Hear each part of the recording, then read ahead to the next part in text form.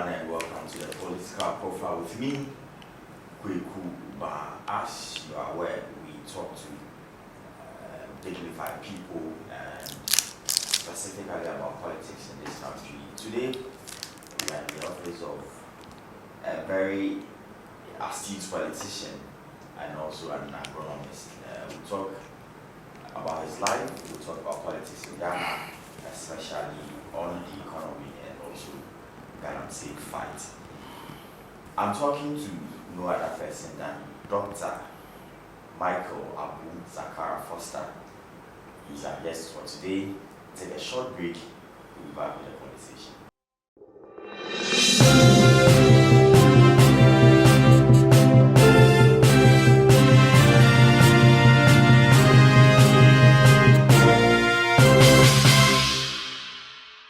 Alright, like I said, Dr. Michael Abu Sakara Foster is my guest on Political Profile today. Doctor, welcome to Political Profile. Thank you very much. It's a pleasure to join you.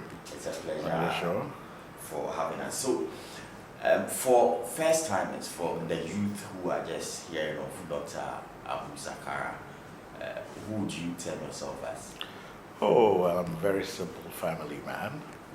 I hail from the Savannah region, Ghana. My maternal side comes from Bimbi, Salaga.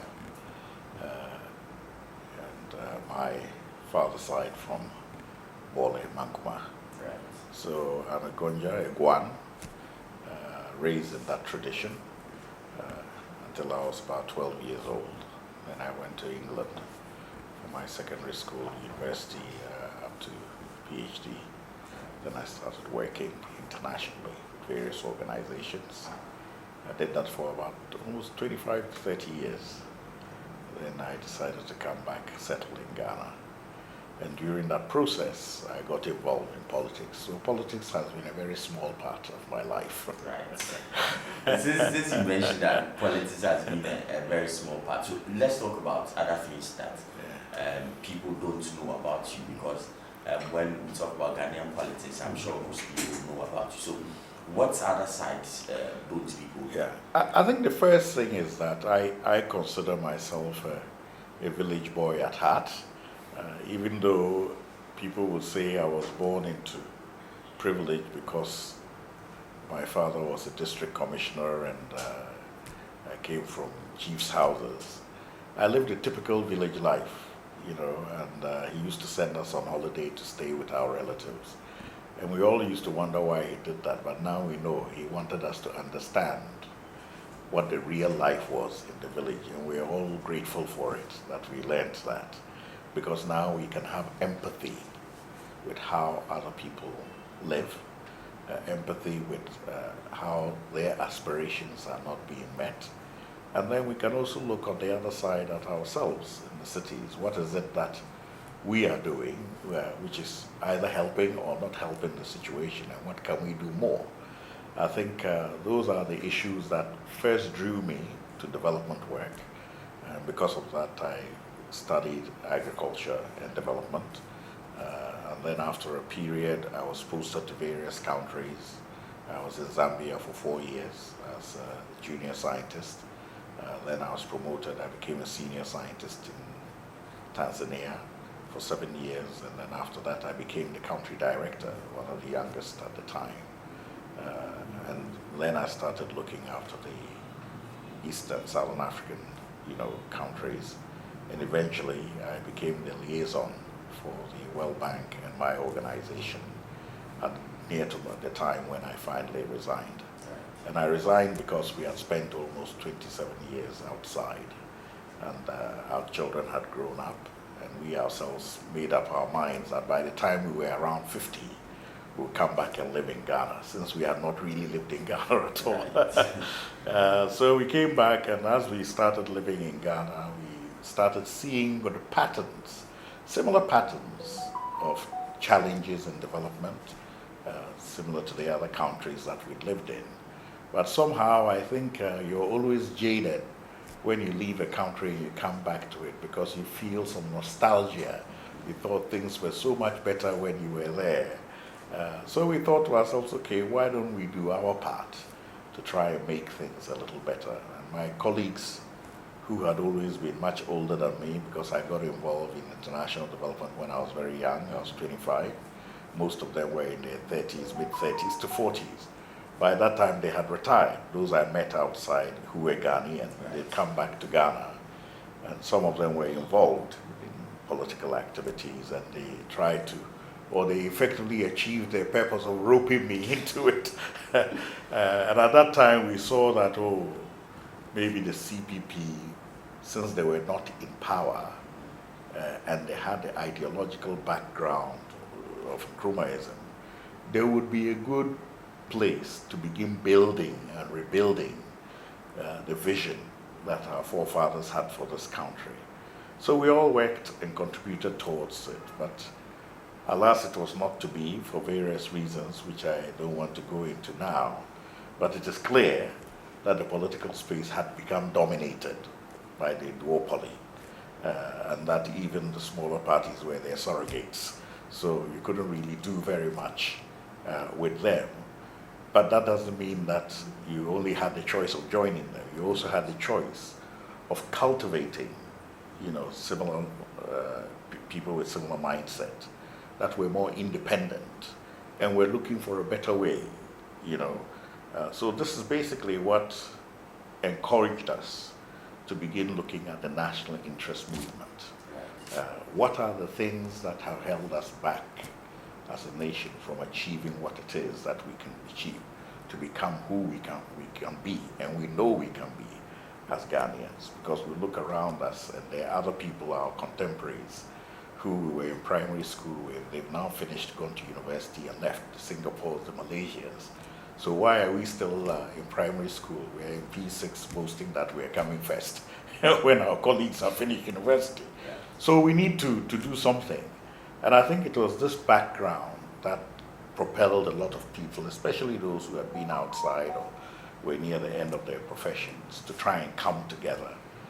And since then, we have distilled a number of things, looking at the nation more as a system rather than as political parties and individuals. If these are the systems that we have been running, what are the roadblocks in the system that have prevented us from reaching where we want to reach? How do we dismantle these roadblocks? Not on a partisan basis, but in a way that furthers the interest of the nation, so that it is not one side or the other. Let us undertake those fundamental reforms first, and then we can compete amongst ourselves when the field is free.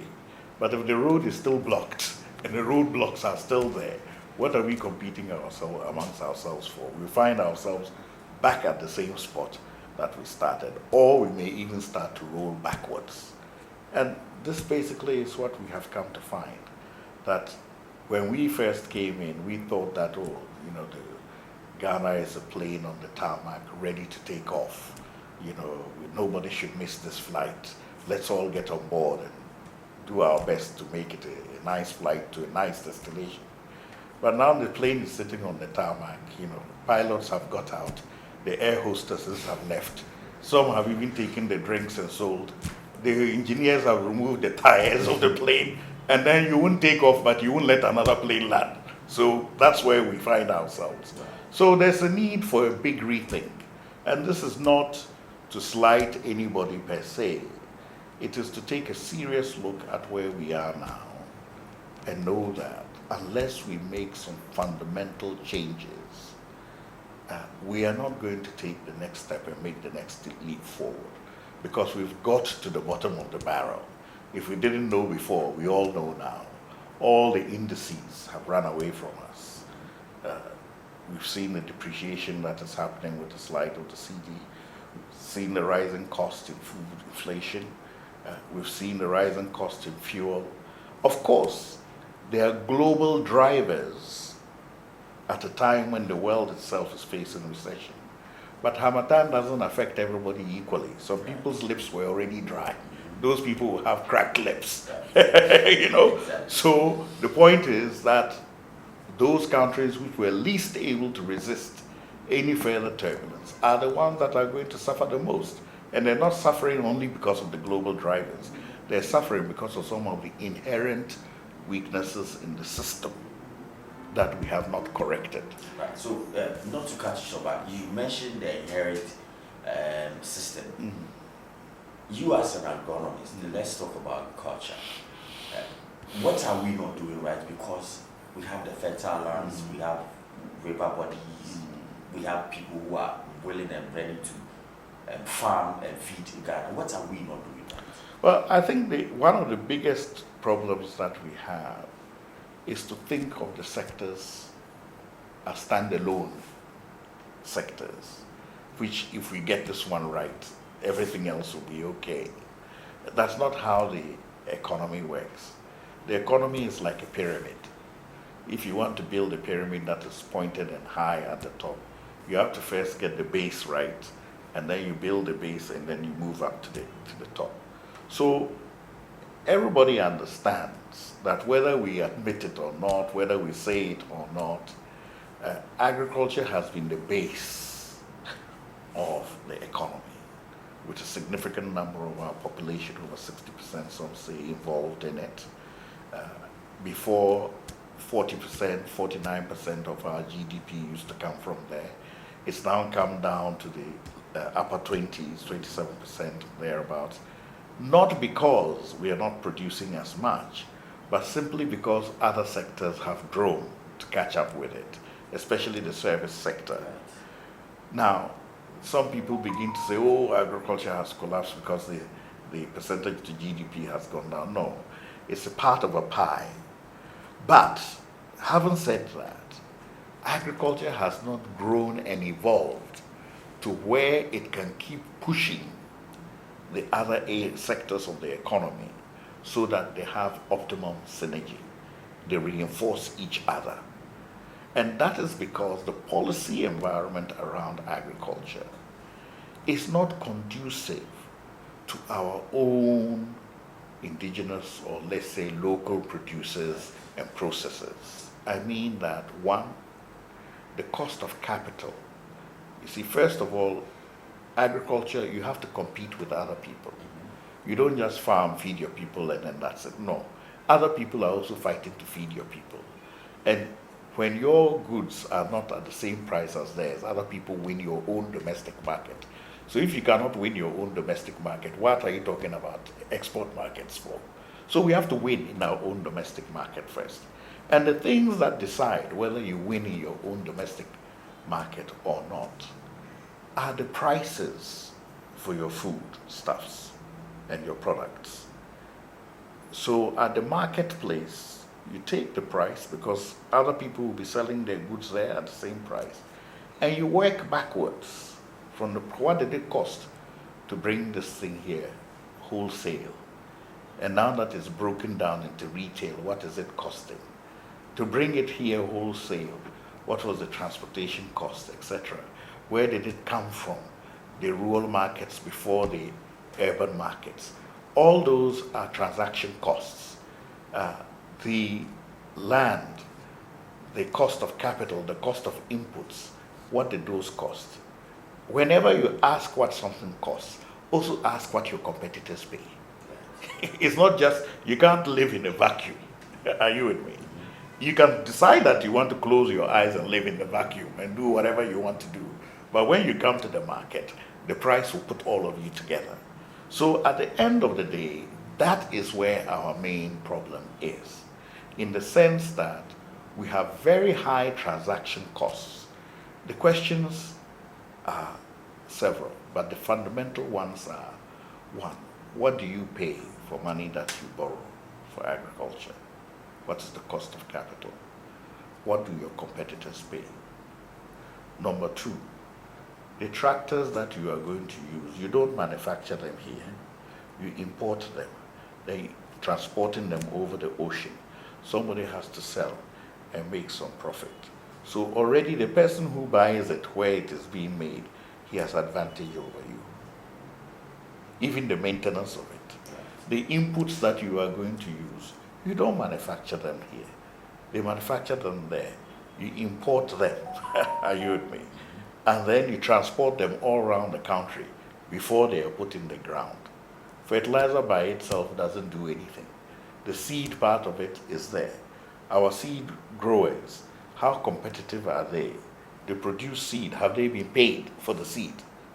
You know? Do they have to carry several seasons worth of working capital because they don't get paid early?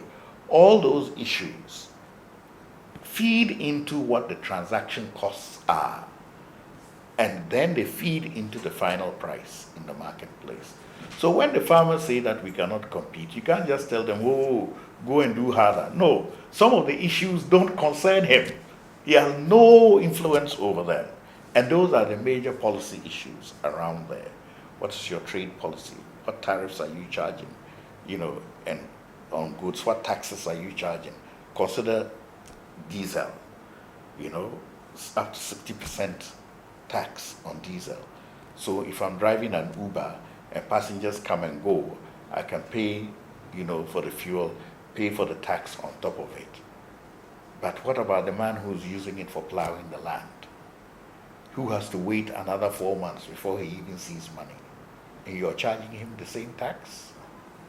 Of course, definitely we can't have this conversation about taxes in agriculture without talking about the dollar to CD rate. And it looks like this government has lost that fight. Well, look, even if you just continue that conversation, your final product, are you with me? It's in the marketplace. You're charging CDs for it. You then have to convert your money in CDs to dollars to pay for that tractor, those inputs. All that now begins to work against you because you have to produce a lot more to be able to get the CD, the dollar equivalent in CDs that you can pay for those things. So already you can see, and one of my colleagues used to tell me that in the 50s, 60s, it cost 1 ton of cocoa for him to buy a brand new BMW. Well, today, it costs 33 tons of cocoa. Are you with me? For you to get some small car. So now you are working a lot more, but the value of what you are getting has not increased by very much. So this inequity in trade sets up a situation where we are running on a treadmill, but we can never keep up with that treadmill because the speed at which it's going, no matter how fast we run, there will come a time when we get tired and it will throw us off. That's what we mean by fundamentally restructuring the economy. If you know you cannot run on that treadmill forever, why bother to stand on it and run on it?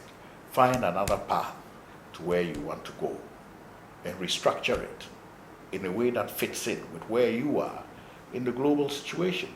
We know we are part of the world, but the questions that we need to ask ourselves, if all of Africa is just 3% of global trade, are you with me? Yeah. And Ghana, we are 0.000 something percent of global trade. You cannot be using the same indicators that they are using to judge your performance because most of your activity falls outside those parameters. You know, and most of our activity is informal. So even when you go and calculate GDP and all these things, you're capturing only a small part of it. I cannot just put my hand on your head and say, this is Kweku. You know, I have to see your whole body first. You know? So to some extent, you know, some of the parameters that we use to judge and monitor our own economy are misplaced in the environment that we are in. Quickly on the parameters. Yes. Do you think that the African Continental Free Trade Area is a good initiative for the African business? Of course it is. Why isn't it? This is what, at the advent of the 60s after independence, we sought to do. But now, 60-something years later, you are doing it as if it is something new. These were all the things that our forefathers were arguing for. and telling us if you don't run quickly and bind yourselves together in trade, in your politics, and your international, affairs, you'll be fragmented, and each one of you will be weak. And we have seen that happen. That is the story of Africa. The so-called strong guys, where are they now?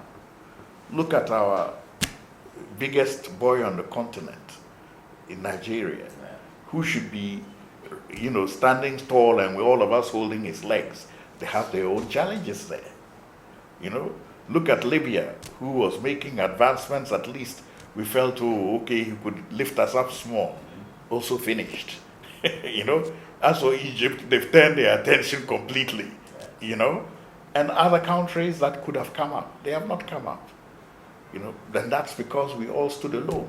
But if we had been together, it would have been a different story. But that is now past. Since we are now trying to do it, then we have to put our back to it and make sure that we actually remove those impediments. Because still, the trade between us, a year after, has not shown any significant change.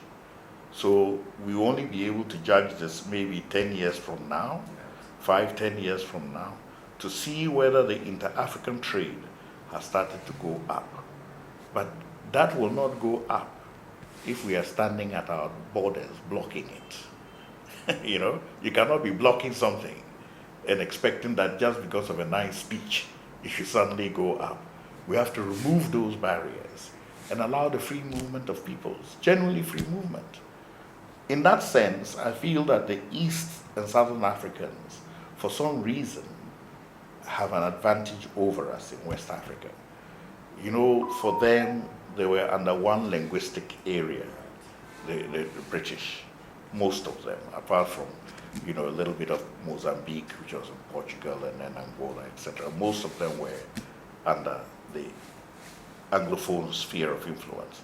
So from Southern Africa all the way to Tanzania, etc., they had already had some kind of trade system, and the East African communities themselves had a very well-integrated system, which they continued after independence. So working in Tanzania, I could drive my car through to Kenya, back again through to Tanzania. If I want to go to Uganda, I go there, and I don't spend more than 20 minutes at the border. If I spend 20 minutes, it's long.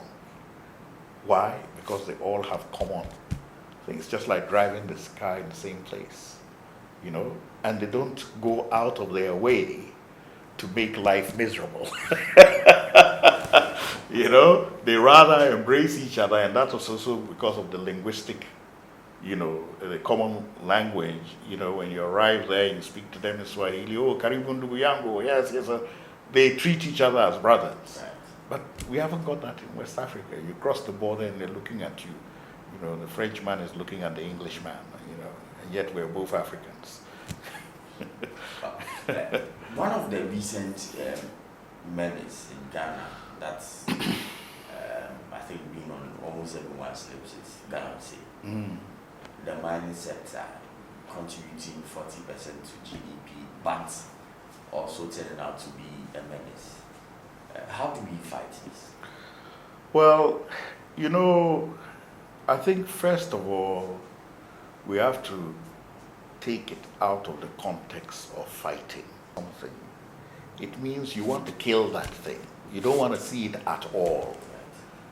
And for an industry that has been the lifeblood of our economy, even before colonial days, then it would be very foolhardy to think that you are going to kill it.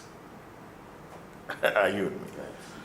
However, when you see that that industry has now taken on a different character altogether, that proceeds to ravage the land for profits, regardless of the impact on communities, then you need to check it and regulate it. Now, where human beings are concerned, there are only two things that influence them: incentive and restriction. That restriction, if you go beyond a certain point, is followed with punishment. Okay? So, incentive. I believe that the right incentives are not yet been structured in the Galamsey system so that everybody gets their just desserts. If that happens, you will awaken the feeling of belonging in those communities for they themselves to begin to police their heritage. And by that, I mean the procedure of getting licenses for mining should not be the exclusive preserve of the Ministry of Mines. Are you with me? Yes, we all have agreed in our constitution that the minerals belong to government. But before you can get to the minerals, you have to pass through the topsoil. And that is the heritage of the community. That topsoil can keep people alive for centuries. The minerals, once they're gone, they're gone. They only keep people alive for a certain period. But if you destroy what is my heritage for centuries, only to give me a meal for a day, have you done me any favors? So now we have to say that no, for you to get this mining license, are you with me? You must enter into contractual obligation with the community that is going to be affected by it. You go there, negotiate with them, and come back to us with proof, are you with me, that not only did you meet the chief, but you met all the heads of the villages around. They've all signed to say that they have come into agreement with you. This is what is going to happen, A, B, C, D, E, F, G. Okay? Before we give you the license. It's not a matter of us giving you the license and then you going to negotiate with them. You see the chief in chambers. The rest of the people just hail you. They don't know anything you've agreed there. You go give them some small jobs to do and they're happy, they do it. And then later on, we are dealing with the consequences. So we have to change that approach. That's number one. Number two, the technical people must build into those operations a system that allows focus on one area, reclamation of that area, before the people are allowed to go to another area.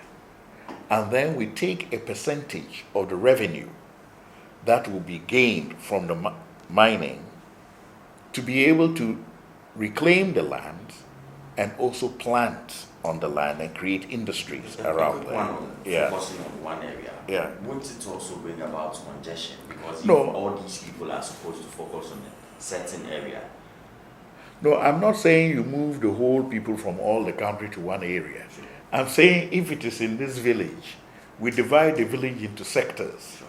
Let's finish this sector, then we move to that sector, then we move to that sector, since we're all small-scale miners. Right. Are you with me? Sure. And that way, you can ensure that as the mining is going on and people are finding they're bringing in somebody there is paying for it, providing them equipment, even loans, etc., then a percentage of it is taken. When they finish, you use another body, an NGO or something, to reclaim the land from those proceeds. Are you with me? And even create an industry. We all know that the medicinal hemp grows very well in subsoil, which is what you get when you have turned the soil over. So you can start small scale growing of medicinal hemp. I'm not talking about hemp for smoking. Right. I'm talking about the medicinal hemp. You know, and that is a very small scale cottage industry, which if you assist people, they can do it, bring the bottles together and collect it. It's only here that we think that factories must be big. If you go to Asia, you'll see that some big factory that you hear the name of, big industry, Mahindra Industries or whatever, you go to see the factory and it's only an assembly point. If it is nails they're making, you will go see just boxes. Then you follow those boxes to where they came from. You find people sitting in villages over a small machine, just making nails and putting in the box. The nail it at the end of the day. A truck comes and picks from every house, takes to the factory. When you order it from there, you think that you're ordering from some big factory there. That's not the case. So we can have these small cottage industries for these kinds of things that will also promote income there. And at the end of the day, you're putting incentive. You see, if there's an incentive for people to do something, they will do it. But if it's only punishment and no incentive, human beings are very clever at avoiding you, you know. So we have to have a stick and carrot. But that does not mean to say that there must be no strict regulation and punishment. Yes, where it has happened, deal with them mercilessly. You know? Yeah. Right. So, finally on Galamsey, government has made several attempts to get people out of especially forest reserves, but they find themselves there. Some do have licenses, but not to mine in the forest reserves. Others also don't even have any business being there. The fight or the struggle with Galamsey, do you think that the governments or successive governments have done enough? One, incentive-wise, and then two, measures, that's laws, to govern how Galamsey is done? Well, I think the proof of the pudding is in the eating. You can see what has happened in the small-scale mining sector, and the fact that it's become very unregulated. People are not conducting themselves the way they should be doing. There's destruction of the soil, the vegetation, and water bodies. And it is rampant. It's not like it happened one day and last week and it has stopped. No, it is rampant and it is continuing. So unless strong structured measures are put in place, this is not going to stop, you know. So we have to have those structured measures, and those structured measures must contain the incentives we talked about, but also there should be the sense of ownership that we talked about. And in addition to that, there should be strict regulation, you know, because at the end of the day, if you are not getting enough from the revenue, you cannot put in place sufficient incentive and structure and discipline to ensure that it happens. The next part of it is impartial policing, in the sense that you cannot stop these people and allow these people for the simple reason that you like their faces and you don't like the faces of these ones. You know, you have to be fair and treat all of them, you know, fairly. So that way everybody will feel that, oh, it's not only me that they're applying this to, they're applying it to everybody. So let's all come together and see how we can, you know, work together to make sure this happens.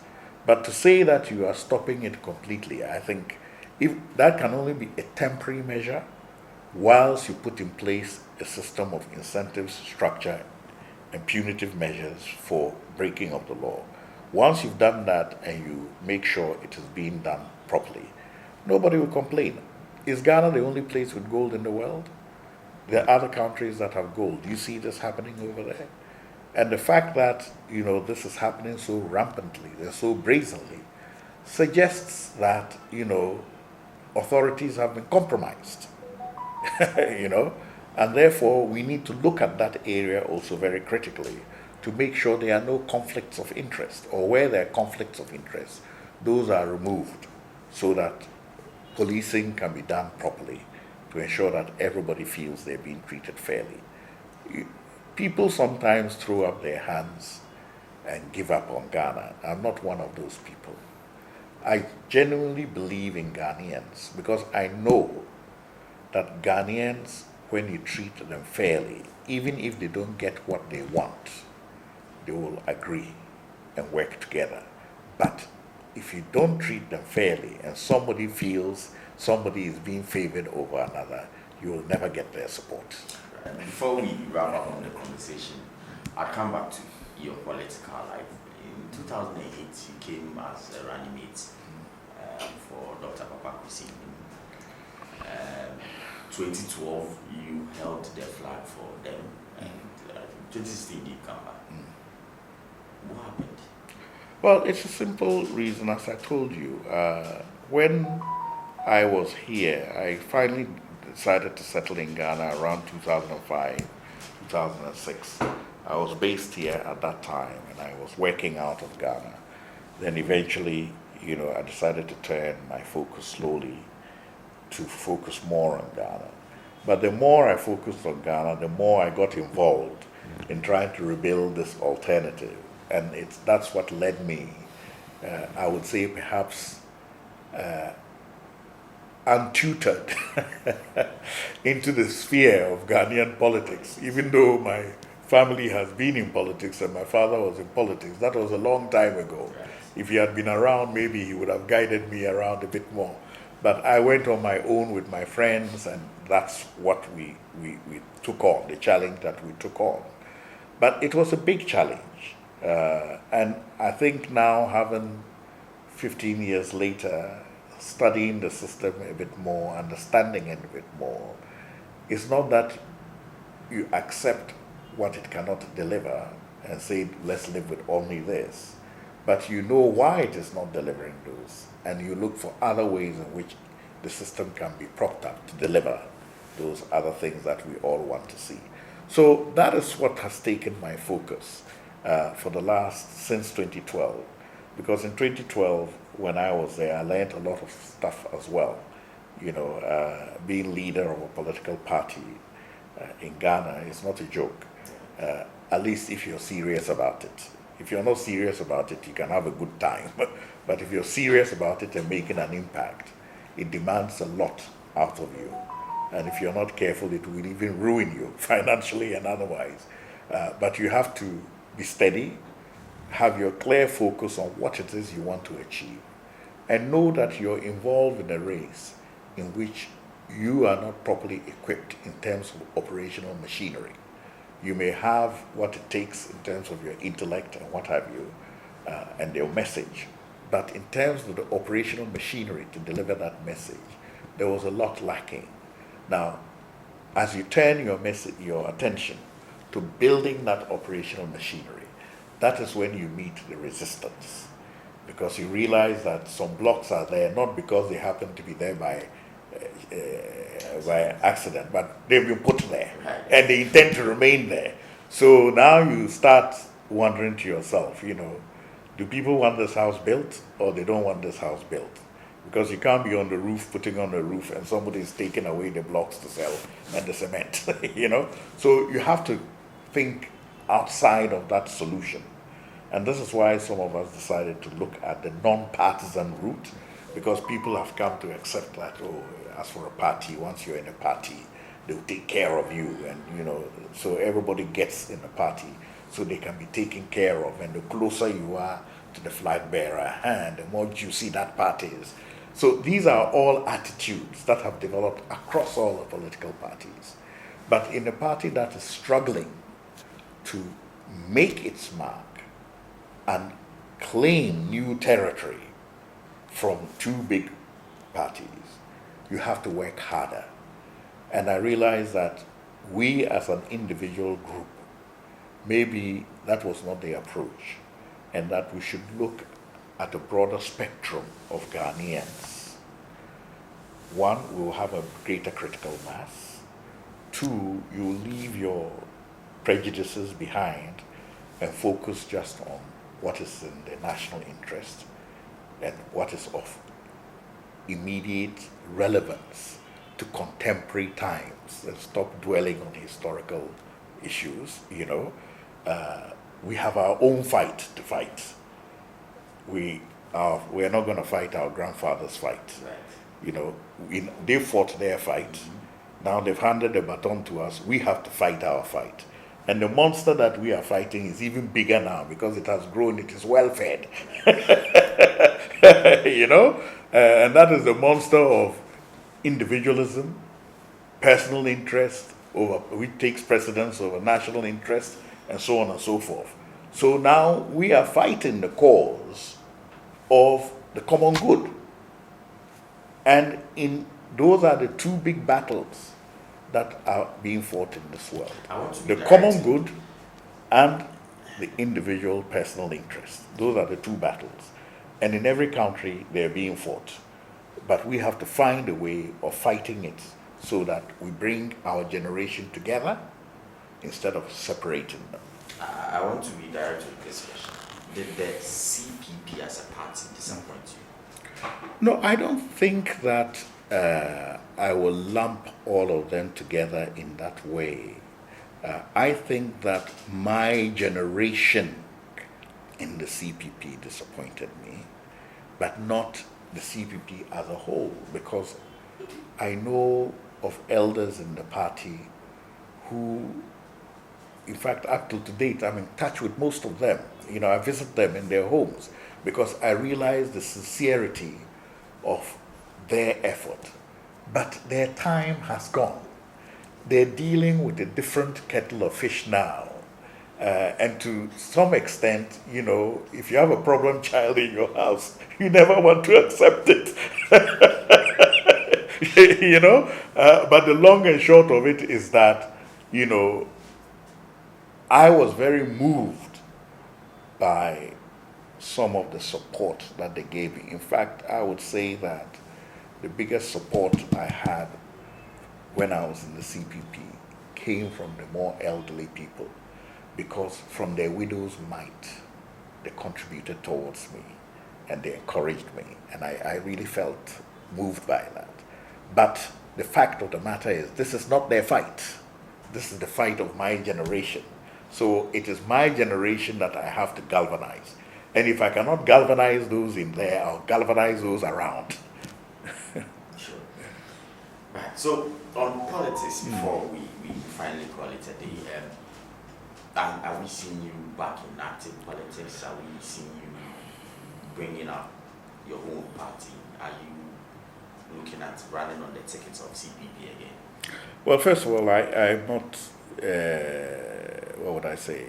I have taken a very firm stand that we want to support fundamental reforms in this country. I believe that without those fundamental reforms, whoever is in power is going to have a very, very difficult time. And in fact, the progress that they will make will be very limited compared to if we make those fundamental reforms. Now, what are those fundamental reforms? We've identified them in 7 key areas.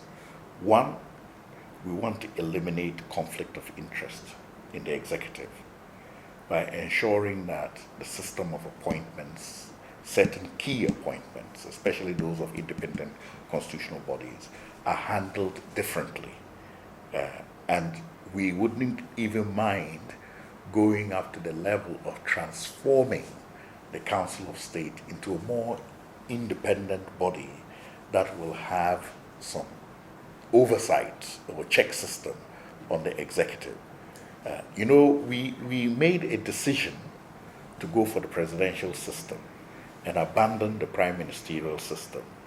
But you cannot have the worst elements of both.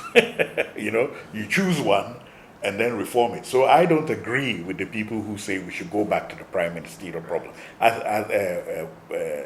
system. I think that is running away from the problem. The problem you have is that you have an overly powerful person, you know, and there are areas which are supposed to be independent, but there are conflicts of interest. So we have to remove those constitutionally and empower those areas so that they can act as the check that they should do. The second thing that we need to do in line with that is remove the legislature away so that they can also play their part as a check. So we don't want any more ministers being appointed from Parliament. There were reasons why they did that, but there were bad reasons. In other words, the Parliament conspired to say that if you don't appoint us as ministers, we won't approve your budget. Okay. That's not a good enough reason to start appointing ministers from Parliament. So they two are supposed to be separate and act in concert with each other. We're not saying that you should emasculate the president. No, far from it. But you should not create areas, large overlapping areas in the arms of state where there's significant conflict of interest. Otherwise, you encumber them with a lot of problems. The other area which we feel that we need to look at clearly that will begin to chart a path for our economic development, is to have a long-term national development plan that has clear milestones for each segment of the tenure of government. And even those tenure of governments, we would like to see them made a bit longer, 6 years instead of 4 years. 4 years is for rich countries. You can't afford an election every 4 years, blowing that amount of money. And when you look into the pattern of our elections, the pattern of our expenditure, you know that in the election year is always where we have problems. So if you know you have a problem and you can see you have a problem, cure it. Put in an intervention, are you with me? That will correct it. So we want to see the tenure lengthened to 6 years. People argue whether it should be once or twice, but let's first agree on the lengthening of the tenure and the clear mileposts that we should cover during that period for all political parties. Then you can show me just how creative you are in achieving those mileposts. I can also show you my creativity. And at the end of the day, we have a common reference point to balance our accounts. That level of accountability, people don't want to see. That is why they tell you, no, we want our own manifesto. What is in your manifesto that is not in other manifestos? Is it roads that you won't build? Is it hospitals that you won't build? Are they the same things, except that they're coming in a random pattern based on promises that we've made that are not coherent and structured within the available resources, and also a synergistic way of planning and implementation. So that is what we're talking about. We're not removing anything from anybody. Are you with me? We're just trying to spend what we have in a more structured way, you know. And also what it means is that this sense of attribution, oh, this is my project, I started this, and it won't happen anymore, because whatever you haven't finished, before I can start another, I have to finish those things and move on. So this issue of abandoning projects, wasting our money, judgment debts and all of those things, they won't happen. Are they happening? Yes. In which government have they not happened? None. All of them. So these are things that we know. What did we go to school for? Are you with me? We know they're happening. So take measures to do it. The Constitution is not a Bible. You can change it. Even the Bible, you have King James Version. Are you with me? So you can change it to suit yourselves. And that is the essence of a living document, because it will change with contemporary times to suit different generations, not to do away with certain things, but to empower them to be able to achieve other things and add, and to address critical problems that they have in their own way. And since independence, we've had 4 changes of constitution, but they've not been changes that has come as a result of evolution of the society. They are changes that have come by catastrophic events, you know, abrupt catastrophic events, which has not taken full cognizance of the fact that from one generation to the other, these ways of doing things have changed. The world around us has changed, and we need to do things this way. So we didn't have time at independence to sit down and talk about all that before we raised up their flag. But now we have. And this is why I was particularly happy to see the commissioning of a constitutional review process by the Mills administration. I think it is one of the biggest failures on all our part, but particularly on the part of those from that political tradition, that they have not been able to bring that to fruition, both in their own tenure of government and subsequently to argue and defend it in subsequent administrations. But now I think everybody is beginning to see that, hey, this computer is not the keyboard, it's not the screen. If we don't attend to the software, the glitch will still be in there. And the software of this country is the Constitution. So we have to address the glitches in it so that we can begin to run our programs smoothly.